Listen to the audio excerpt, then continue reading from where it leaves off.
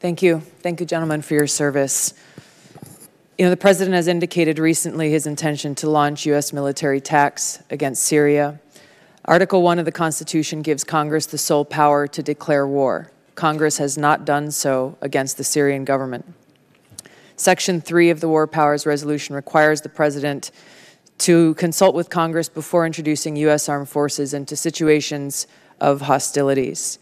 Section 2 of the War Powers Resolution clarifies the constitutional powers of the President as Commander-in-Chief in Article 2, which you referenced, Secretary Mattis, to introduce forces into hostilities only pursuant to 1, a declaration of war, 2, specific statutory authorization, or 3, a national emergency created by an attack upon the U.S., its territories, possessions, or armed forces. Syria has not declared war against the U.S. or threatened the U.S. The launch of 59 missiles against Syria by Trump last year was illegal and did not meet any of those criteria in the War Powers Resolution. The Consolidated Appropriations Act of 2018, which was signed into law by President Trump, states that none of the funds made available by this act may be used with respect to Syria in contravention of the War Powers Resolution, including for the introduction of U.S. armed military forces into hostilities in Syria. My question is, will the President uphold the Constitution, the War Powers Resolution, and comply with the law that he signed by obtaining authorization from Congress before launching U.S. military attacks against Syria? Congresswoman, we have not yet made any decision to launch military attacks into Syria. I think that when you look back at President Obama sending the U.S. troops into Syria, at the time he did, he also had to deal with this type of situation because we were going after a named terrorist group that was not actually named in the AUMF that put them in. This is a complex area, I'll be the first to admit. It is simple, however, what the Constitution requires. So while you're correct in saying the President has not yet made a decision, my question is, will he abide by the Constitution and comply with the law? Yeah, I believe that the President will carry out his duties under the Constitution to protect the country. What would the objective of an attack on Syria be, and how does that serve the interests of the American people?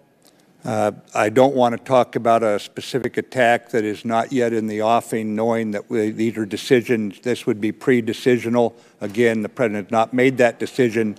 However, looking at the Chemical Warfare Convention, I think it's by far in the best interest of civilization, certainly in the best interest of America, that that convention be obeyed by the nations that have signed it.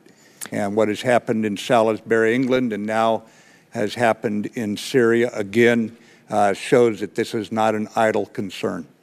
So if the decision is made, as you have stated publicly, you're laying all the options on the table for the President.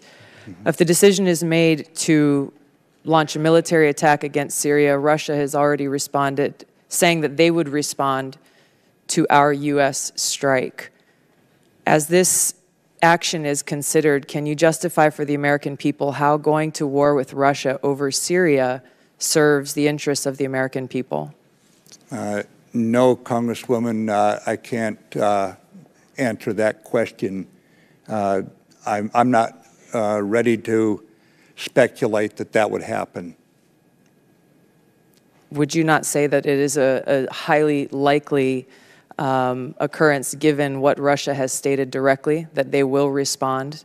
No, Congresswoman, I would not. And there's a lot of ways to respond to the violation of the Chemical Weapons Convention, diplomatically, economically, militarily, Sure. that taken in total would represent, I think, what we have to do in this world if we're going to turn it over in accordance with international norms and international law. One last question. The 2001 AUMF is the authorization with which our U.S. forces are in Syria today. While there's been much progress made in the counter-ISIS campaign, and they're close to being defeated in Syria, Al-Qaeda has grown stronger. Brett McGurk stated just over a year ago that al-Nusra is now Al-Qaeda's largest formal affiliate in history. So Al-Qaeda has grown stronger in Syria. Why is this, and why have Why have our U.S. policies not gone after al-Qaeda in Syria?